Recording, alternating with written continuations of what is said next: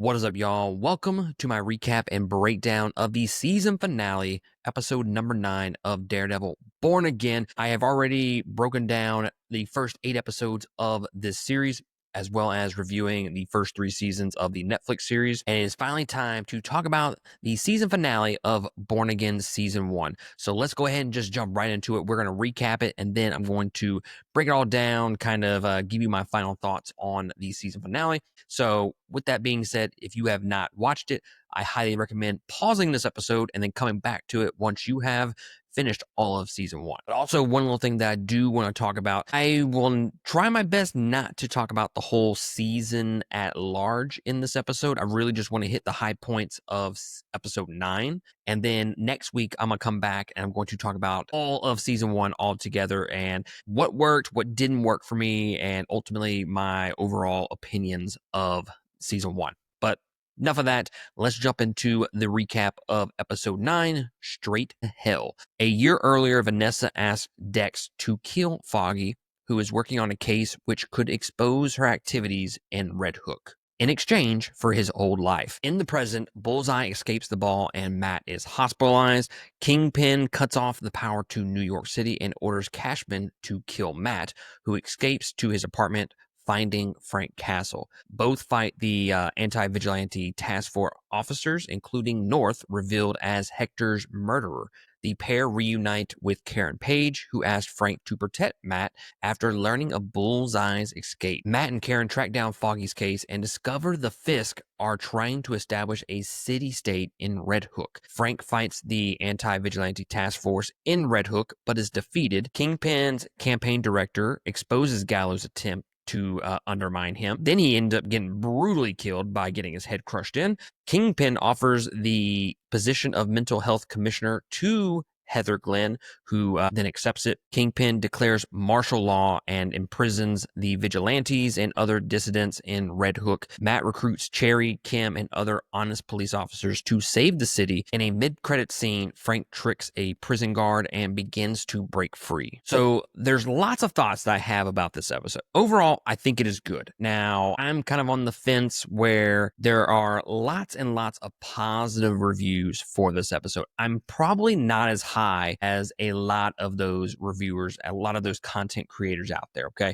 Like, I think IGN gave it a 9 out of 10 for this particular episode. Like, let's calm down. That's crazy talk. I think it is a really, really good episode. Not as strong as some of the last 2 episodes, but I think it is a pretty damn good season finale, and it does tease season 2 and what's to come. The feeling that I have after watching this is, I don't want to say anticlimactic, because there is some shit that goes down in this episode for sure that keeps the tension and kind of builds out the storyline a little bit more. But once the credits hit, it's kind of like, man, like, that's it? Like, I was kind of expecting a little bit more.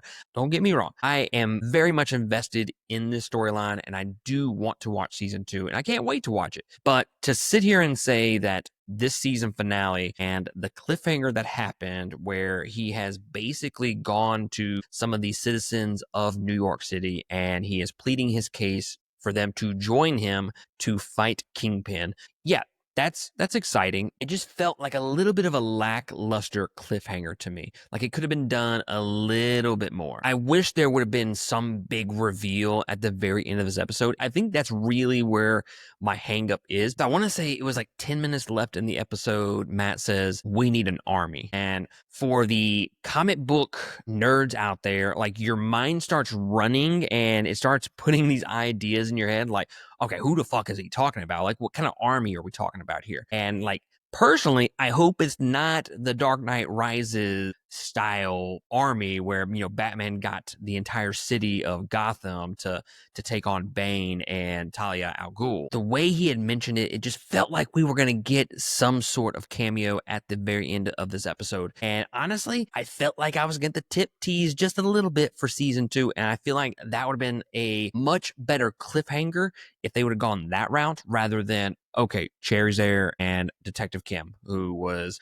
both are characters that we literally literally did not give a shit about. So like what am I supposed to be excited for season 2? And I just think the cliffhanger aspect of this episode was just a little lackluster for me personally. So that leads me to the questions that I have for season 2, which is, are we going to get some more heroes to join the mix for season 2? And who are those heroes if that's the case? So we got the Defenders, Jessica Jones, Luke Cage, we have Iron Fist, we have the White Tiger, we have Moon Knight, and I mean, Spider-Man would be so fucking good to bring into this mix, considering it's all street level stuff. Spider-Man would be absolutely fantastic to bring into this series. But it's not going to happen, guys, okay? They are not bringing Spider-Man into a MCU Marvel TV series on Disney+. I seriously don't believe that's going to happen. Although, I think it would be absolutely fantastic to finally see Kingpin versus Spider-Man. And I think recently Vincent D'Onofrio even said that he can't be in a movie. So can Spider-Man be in a TV series? That's my question. Maybe not even bring in Tom Holland Spider-Man. Maybe bring in a Miles Morales. There's a lot of possibilities that they could do, but I feel like Spider-Man needs to fight Kingpin at least once in my life in live action. Now, as far as the Defenders goes, I'm not super excited about that because I didn't really care for the Defenders period on Netflix. Luke Cage was cool. I liked his season 1, and then Jessica Jones, her storylines, I don't know. I don't even remember if I watched multiple seasons of her show. I know I watched season 1 and I thought it was slow, but pretty damn good. And then Iron Fist, okay, I could do without him for sure. But anyways, I kind of want to save that discussion for probably my season 1 review and then kind of looking ahead. But other things that happened in this particular episode, Kingpin is now Mayor Kingpin. Okay, he is full send into making New York City in his image. He is now infested all of New York City with his corruption. He has the law, he has the police officers, he has the courts, he has basically everything right now. And what's super interesting about where this storyline has gone through these first 9 episodes is now Matt has always operated within the confines of the law. He wants to step out occasionally and just kill the random villain for sure, but most of the time he operates within the law. Fisk has always operated outside the law, which is how Matt can usually beat Fisk. Now, going into season 2, we have this change of the guard a little bit, where now Fisk has stripped every advantage that Matt has in this fight between good and evil, where now Fisk has the police, he has the courts, he has the law, and all of that is on his side now. So how does Matt fight Fisk without any of those advantages? How does he fight him without killing him? And then how does he fight him and beat him without killing him? Because if he just gets him arrested, then he's just going to get set free because he already has the courts. So I think that's setting up a really cool dynamic for season 2. And I cannot wait for that storyline to get explored a little bit more, especially with this creative team behind it that we've seen in the last few episodes. We finally get Karen Page back into the mix, and I gotta say, guys, you don't realize just how much you love the characters from the Netflix series until they're taken away from you. And I mentioned this in just about every season review that I had, 1, 2, and 3 of Daredevil Netflix, was that the side characters were absolutely phenomenal in that series. And I've also made the point in this series to say that has been one of the biggest criticisms that I had for this season were the side characters. Karen comes back and it's like an instant boost to the energy and the heart of the show. And I really love that they brought her back for the season finale here, especially in conjunction with Frank Castle, because I think she just really plays this kind of, it's not really a love triangle per se, but this connection that she has between both of these characters, it's just really great. So I think bringing her back was the right call, and I hope that we get her as a full-time character in season 2. But her talk with Matt at the towards the very end, where right before he says that he needs an army, I love that Matt is finally confessing that he tried to kill Bullseye. Like, he didn't give a shit. He threw him off that roof and he hoped that it killed him. Superficially, it does work for the entire season, but honestly, this could have been so much better if we had kind of dealt with those emotions more throughout the season rather than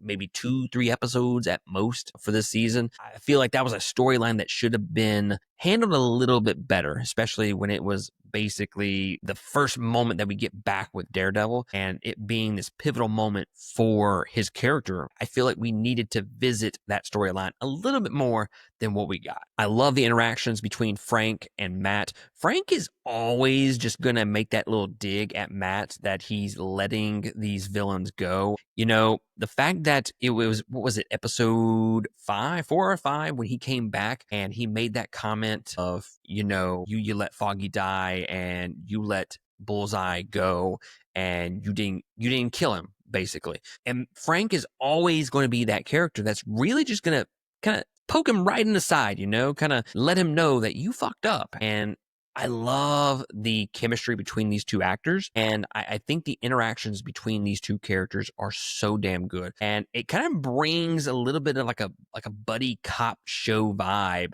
to this series, and I would not be opposed to having Frank in this next season, but them being paired off together rather than what happened in season 2, where it was just Frank on his own and then Matt kind of chasing after him the entire season. No, like, them fighting crime together I think it would be kind of funny, honestly, because the best comedic moments of this episode were from Matt and Frank and their interactions. And a lot of it came from Frank just kind of stabbing him in the side a little bit. And then I always love this constant back and forth about killing versus not killing. That never really gets old for me. This does feel like it hits home a little bit better because Frank does have that point where he's able to hit him with that this cop killed Hector and you're not going to do anything about it. You're so broken up over this. You have a chance to get him back and you're not going to do it. You're going to let this piece of shit go instead of getting even. And this reveal,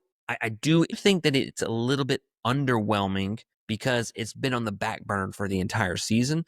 So that's another little minor complaint that I have. It could just be better, honestly, than what we got. And then speaking of Frank, his storyline with the whole fanboys thing, like, I think that was really underwhelming for the season. Like, it could have had so much potential to it. And I think that would have been a really cool storyline, but they kind of just make it go flat here in this season. I don't know if the one-shot presentation that they have coming out, I don't know if it's going to focus on this or not, but I think a storyline revolving around him fighting the fan club would be a pretty cool storyline to kind of explore in a one-off or maybe even a mini-series. And then the last thing that I want to mention, and it kind of holds this episode back for me personally, and that is this story feels rushed. It feels like there were so many things that needed to happen and they just put it on the cutting room floor and just cut out a lot of content.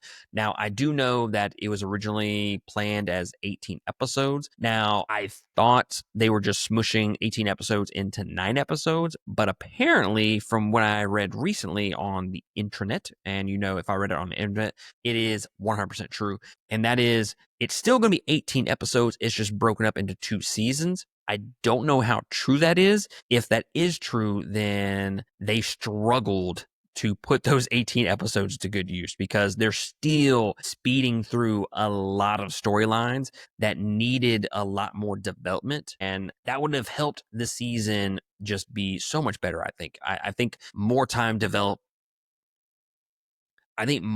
devoted to the side characters and to even just a couple of these storylines would have just improved it. But it just feels like they crammed multiple episodes into like these last 3 episodes. And I'm talking like the Mayor Kingpin storyline, the Punisher showing back up, Daredevil coming back and wanting to take on Kingpin, Karen showing back up. We have Heather, who's now a part of Kingpin's cabinet. And it's just like there's so many storylines here and we didn't have enough time to really explore explore those storylines. So it all feels rushed. It feels like from scene to scene, it feels like we're missing some shit. This episode feels it feels like it's buckling underneath the weight of all of those storylines going on at once. But yeah, guys, I thought it was a good season finale. Not as amazing as I thought it was going to be. And I probably don't like it nearly as much as some of the other content creators out there. And that's completely fine to me. Who knows? I may feel differently about this episode tomorrow or the next day because I literally just finished it right before I started recording this. So